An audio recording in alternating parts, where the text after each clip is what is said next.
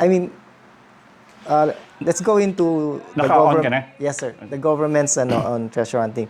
You said, I mean, treasure hunting is legal, but government support for treasure hunting is negligible. If you I think, No, not at okay. all. Not at all. Okay. Our government is only administrative. Administrative. Only permits. And, of course, the problem of after the excavations, after the drilling, of course, a lot of damages have been done. So the government is the one responsible of asking those people responsible to cover it. Okay. In fact, right now, if you will get a permit, one of the requirements is you have to have a bond, so that after the damages, those bonds can be used Okay. to repair all the damages that was taken. So essentially, the government is not taking you seriously. But let's say the government takes you seriously. What can treasure hunters offer the Philippines? Gold. Okay. Can you talk more about that?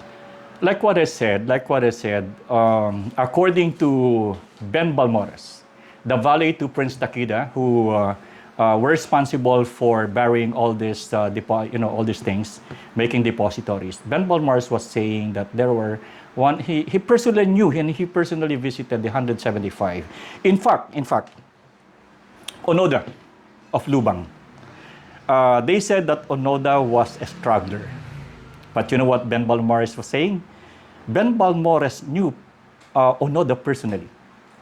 Before he died, he was talking about Ben Balmores. Ben Balmores was talking about Onoda because Ben Balmores learned how to speak Japanese because he was a valet to Prince Takeda.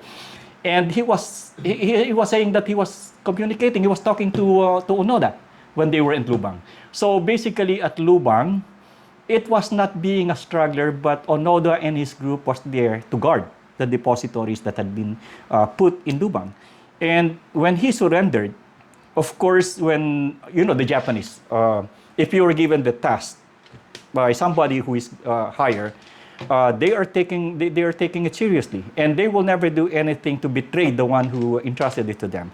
That is why Ben Balmores was saying during the time when Onoda surrendered, Prince Takeda was there. He saw Prince Takeda at the back because it will take Prince Takeda to take the oath to release Onoda from the oath so that he could leave the area. And Ben Balmores was saying, I saw Prince Takeda there. So the only reason why, or the only thing that Onoda will leave the place if he will be taken out of his oath. Mm-hmm. And he was taken out of his oath because, like Ben Balmores was saying, he saw Prince Takeda there. Now what happened? When Onoda left, and remember, I think there were 38 Filipinos that had been killed by these Japanese, and he was given pardon. No case against him. Why? Your guess is as good as mine. Okay. 38 Filipinos killed by these people, and no justice, right? And after when he left, I heard that it was Sasakawa. Sasakawa, one of the friends, was the one who retrieved the one that was in Lubangan. I heard that Sasakawa, probably you could do research on it, was the guy who donated all cement of the cultural center of the Philippines. This is the guy who, all the cement was donated by this guy. Okay. At the cultural center. Okay. So that was his closeness to the first family. And he was the one who was tasked to retrieve the one in Lubang. Okay. And mind this, when Onoda went to Japan, he was surprised what happened because he was not expecting that it will be like before. There was so much progress. And he could not take it. So now what happened, he went to Argentina on a farm and he died there. Why Argentina?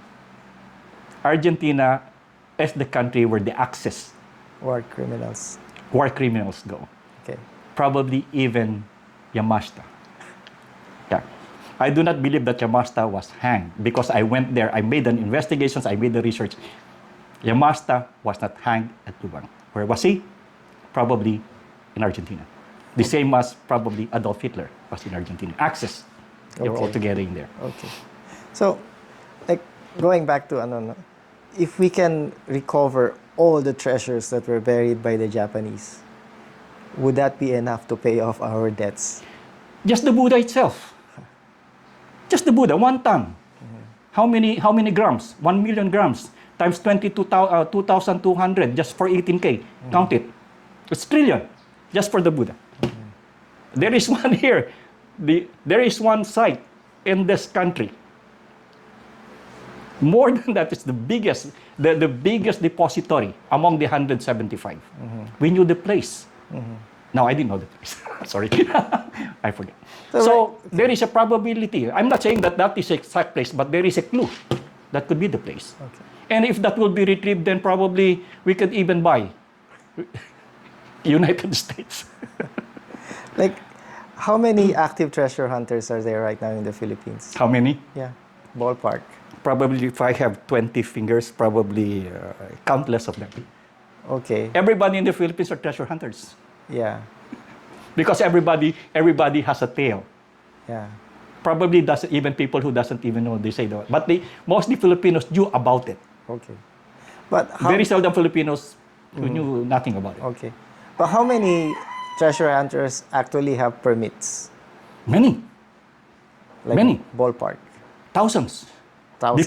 Before. Okay. Because of the pandemic, probably there was no permit that was given. But I was talking to the National Museum because I used to work as a deputy officer for the National Museum, the treasure hunting group.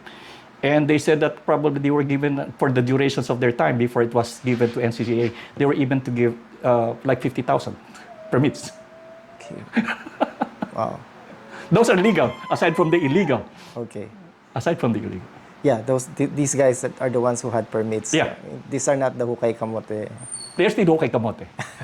All of them are hukay kamote. Permit or without permit, all Okay. hukay kamote. Okay. So going to this topic of hukay kamote, and legal versus clandestine treasure hunting, no? Like I told you earlier, I spoke to one archaeologist expert, and his main beef with illegal treasure hunting is that they tend to destroy cultural heritage, historical artifacts. So what is your opinion on that? That's a sad story. That's a sad story. Like what I said, it is the government's responsibility to educate the treasure hunters.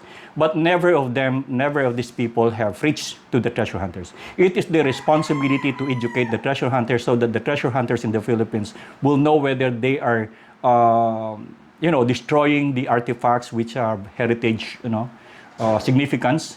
But none of them. I was talking when I was still working for the National Museum when I was there.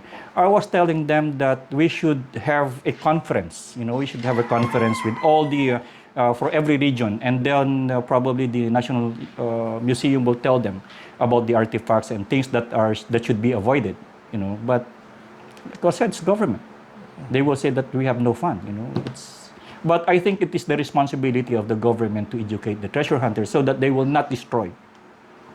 How do they know?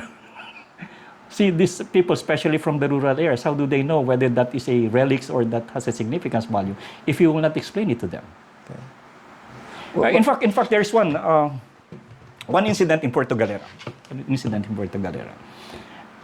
There's still a sunken ship there until now. In fact, I brought 3 cadavers, like 3 skeletons to the National Museum. I was taken from under the sea, at the galleon. And there's still a galleon right there existing now. I told the museum about it. And I said, we also have 16 skeletons that's still there. And the thing that happened in one of the galleons there, the Australians are good divers, And what they did was to take everything out. After taking it out, and then just said that there is a galleon there, but nothing in there anymore. Those are illegal. And the artifacts was taken. In fact, they made even a book. A coffee what do you call it? A coffee table, something, a book like that. And the pictures are there. And the government did nothing about it. Okay. I even asked them to come with me and dive. Because there's another galleon there. I told them, come with me and we will dive. Because I do dive. And try to look what's inside there. Nothing. Okay. Nothing. What else can the government do, you think, that will promote, maximize potential of treasure hunting? Coordinate with TAPI. Okay. Help TAPI. in terms of resources, like providing ships for undersea exploration? The great thing that the government can do for TAPI is security. Security.